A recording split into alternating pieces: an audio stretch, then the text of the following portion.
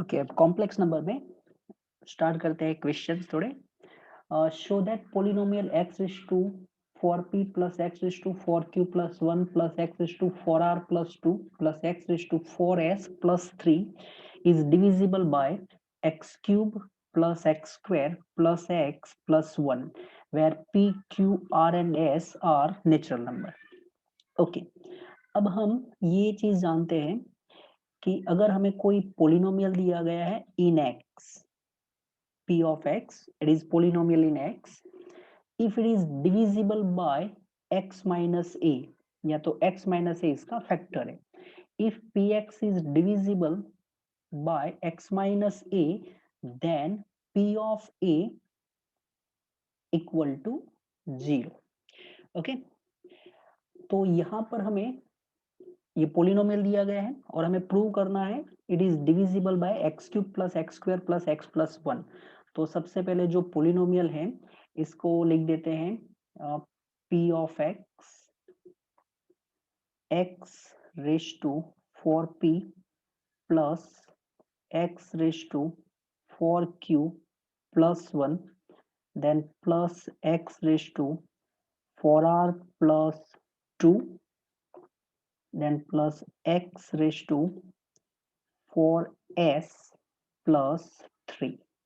Okay, ये हमारा polynomial है। किससे डिवाइड करना है? तो x cube plus x square plus x plus 1. अब ये जो पोलिनोमियल दिया गया है x cube plus x square plus x plus 1, इसको फैक्टराइज करते हैं। तो अगर हम फैक्टराइज करने के लिए फर्स्ट जो दो टर्म है वहां से एक्स स्क्वायर कॉमन निकाल देते हैं, तो मिलेगा x plus 1 and third and fourth में से 1 कॉमन निकालेंगे तो वापस x plus 1. So it is x plus 1 into x square plus 1. Okay, अब ये जो x प्लस 1 है इसको तो एज इट इज रखेंगे. एक्स स्क्वायर प्लस 1 है, इसका फैक्टराइजेशन हो सकता है क्योंकि हम कॉम्प्लेक्स नंबर कर रहे हैं, तो इसके फैक्टर हो जाएंगे x plus iota x minus iota. कैसे?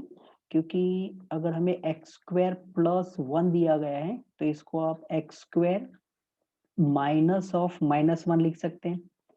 एक्स स्क्वायर माइनस माइनस 1 की प्लेस पर हम लिख देंगे आयोटा स्क्वायर, तो x square minus iota square इसके फैक्टर हो जाएंगे x minus iota and x plus iota.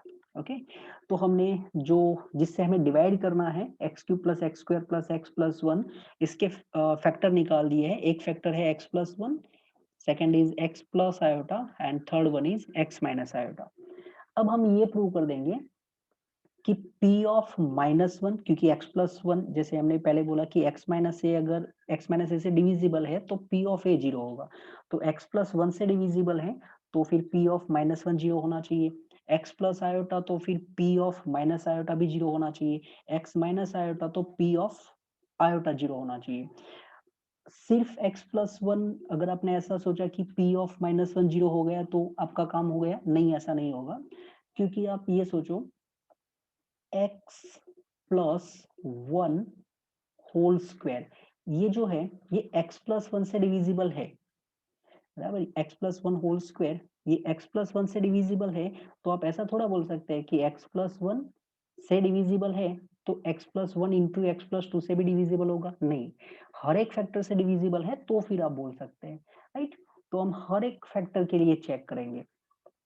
तो पहला तो हम चेक कर लेंगे कि भाई p ऑफ माइनस 1 क्या होता है. पहला फैक्टर x प्लस 1 था, तो p of minus 1, that is minus 1 raise to 4p then plus minus 1 raise to 4q plus 1 then plus minus 1 raise to 4r plus 2 and then plus minus 1 raised to 4r, sorry, 4s plus 3. Okay, minus 1 के power में 4 का multiple है, तो minus 1 के power में even number, ये तो हो गया प्लस 1. माइनस 1 के पावर में 4q प्लस 1 मीन्स 4 से डिवाइड करने पर 1 रिमाइंडर रहता है, तो ये ऑड नंबर है, तो माइनस 1 का ऑड पावर माइनस 1 हो गया. माइनस 1 के पावर में 4r प्लस 2 इवन नंबर है, ये हो गया प्लस 1. एंड -1 के पावर में 4s प्लस 3 ऑड नंबर है तो ये हो गया -1, तो 1 -1 1 -1 ये हो गया 0। इसका मतलब ये हुआ कि x प्लस 1 से ये टर्म डिविजिबल है p ऑफ x। अब फाइंड करते हैं p of minus iota. p of minus iota, तो माइनस आयोटा इसका 4p power then plus minus iota इनका 4q plus 1 power then plus -1 raise to 4r plus 2 sorry minus iota then plus minus iota raise to 4s plus 3। पहले ये minus को हटा देते हैं, तो माइनस के पावर में जैसे हमने लास्ट में देखा प्लस माइनस इवन ऑड देखा था, तो उसके हिसाब से यहाँ पर हो जाएगा iota raise to 4p, next होगा minus of iota raise to 4q plus 1, next हो जाएगा plus iota raise to 4r plus 2, last में हो जाएगा minus iota raise to 4s plus 3।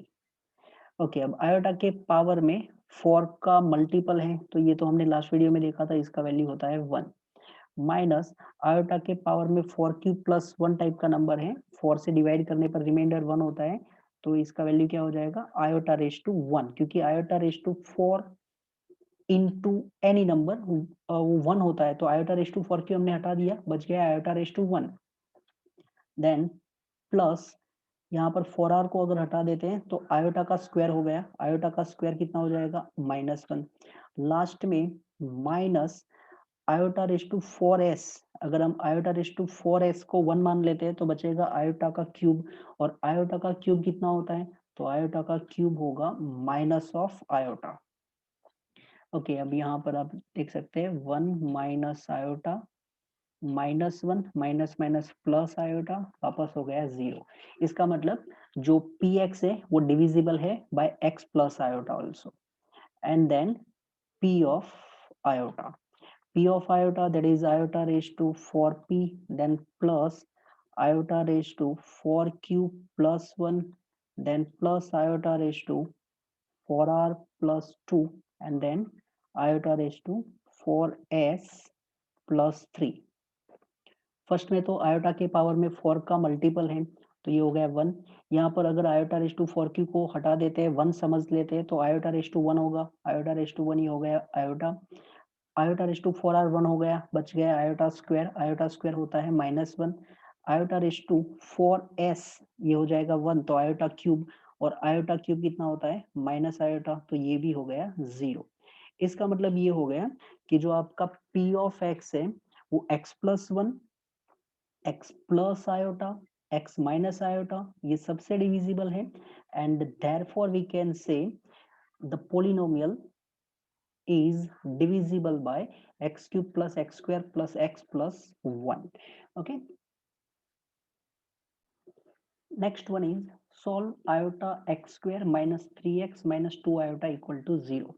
Okay, ये क्वाड्रेटिक इक्वेशन है और इसको हमें सॉल्व करना है। तो सबसे पहले आयोटा एक्स स्क्वायर, ये जो -3x है, तो आप -3x को कुछ ऐसे समझ सकते हैं -1 इंटू 3 इंटू एक्स, फिर -1 की प्लेस पर लिख देते हैं आयोटा स्क्वायर, तो ये आयोटा स्क्वायर इंटू 3x हो जाएगा, तो यहाँ पर लिख सकते हैं plus 3 iota square x minus 2 iota equal to 0।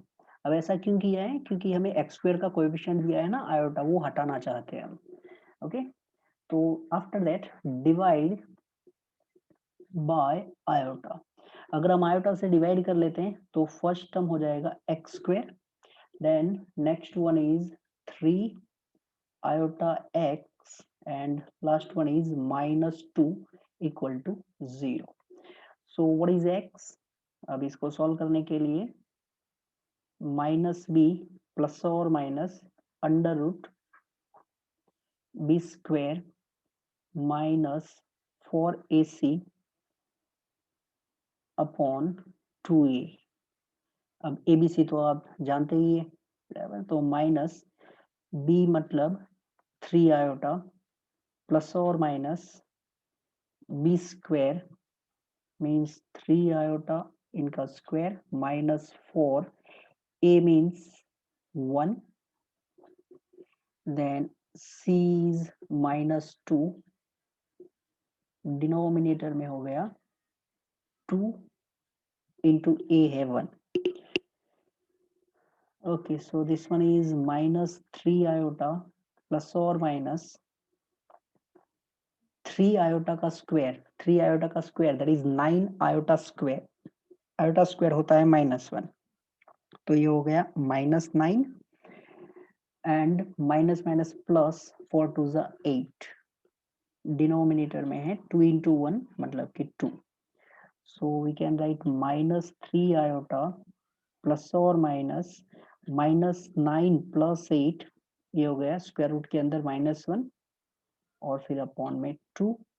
So it is -3 iota plus और माइनस स्क्वायर रूट ऑफ -1, इसको हम इमेजिनरी नंबर बोलते हैं आयोटा, अपॉन में 2.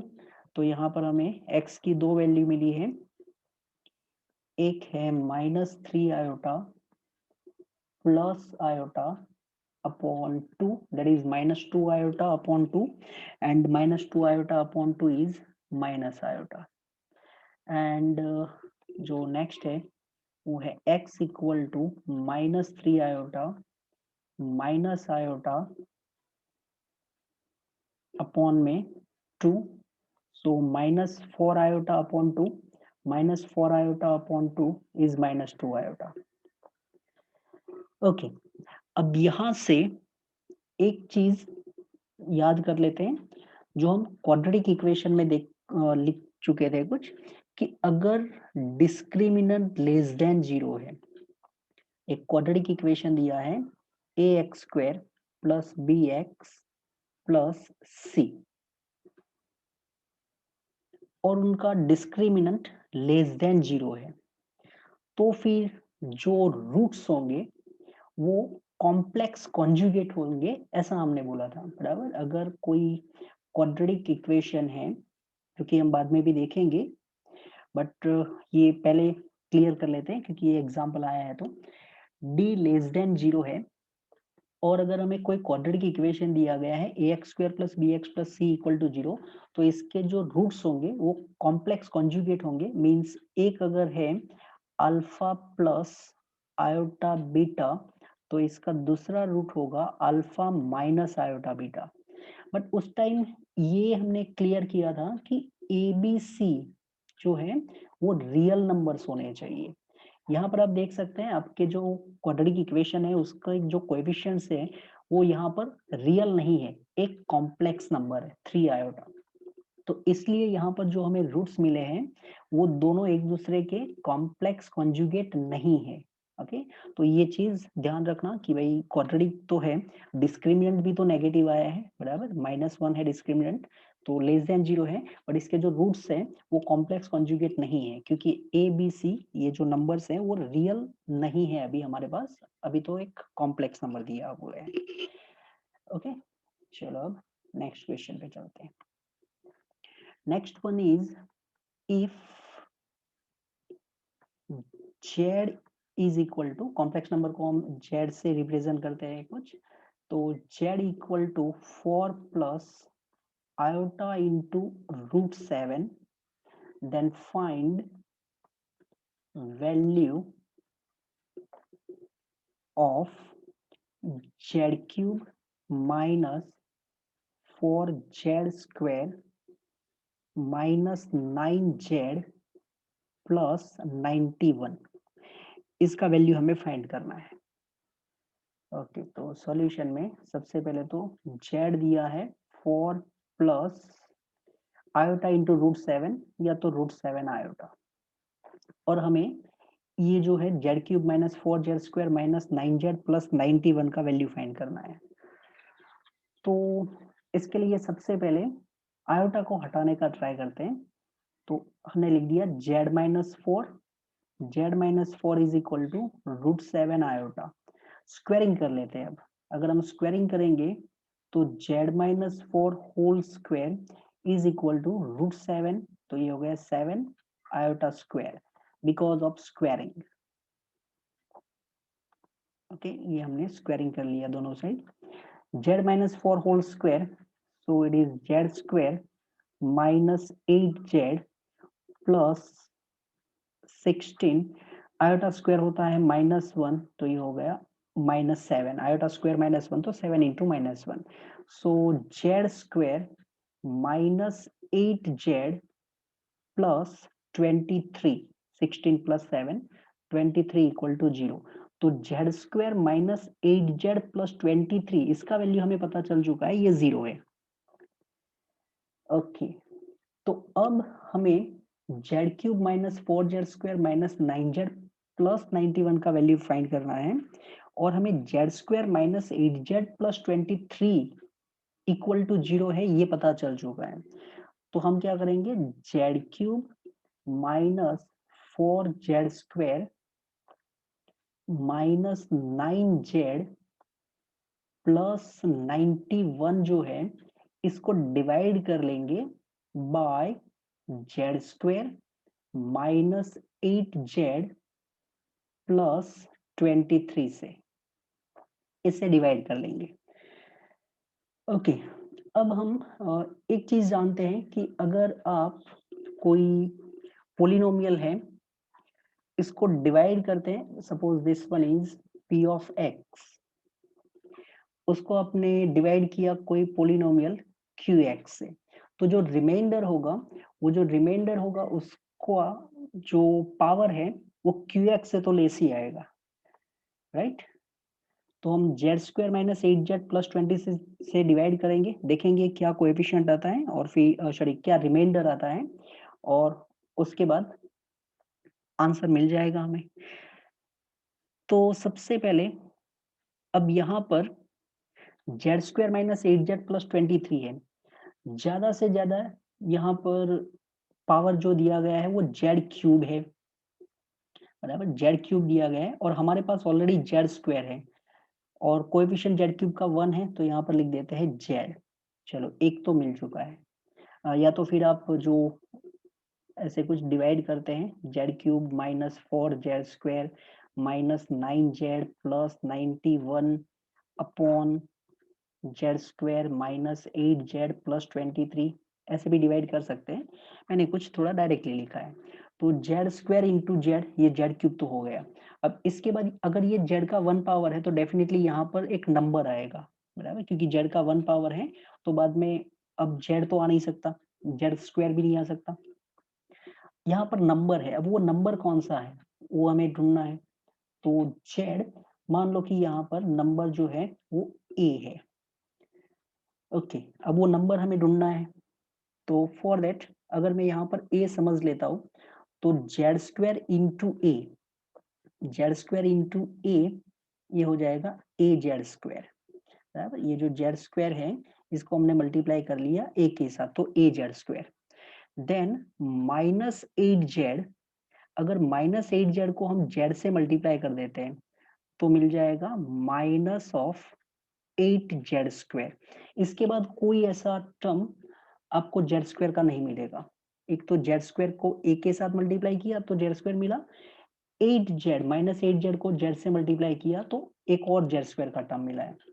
तो हमें z स्क्वायर के साथ क्या मिला है, a माइनस 8, बराबर, a माइनस 8 मिला है z स्क्वायर के साथ।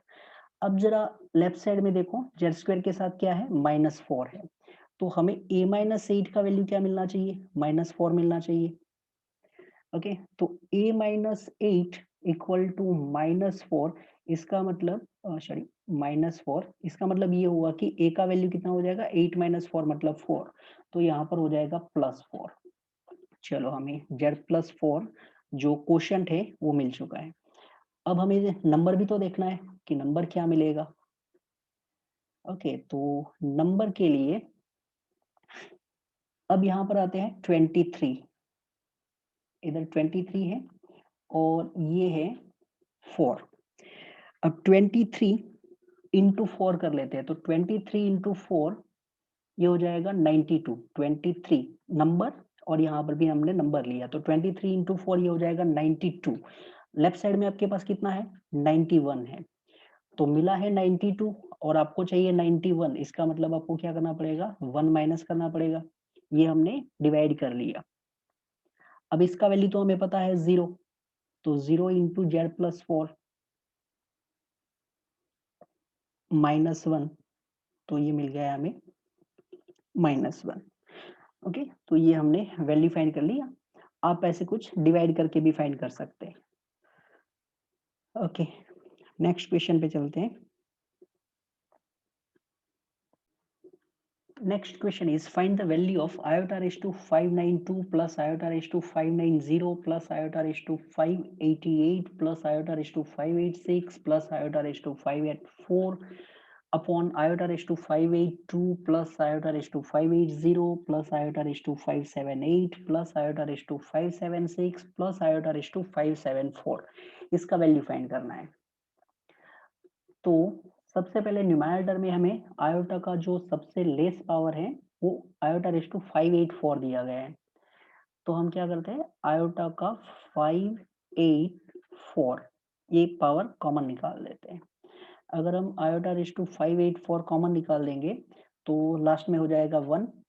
इसके जो पहले है वो 86 है, तो ये हो गया स्क्वायर।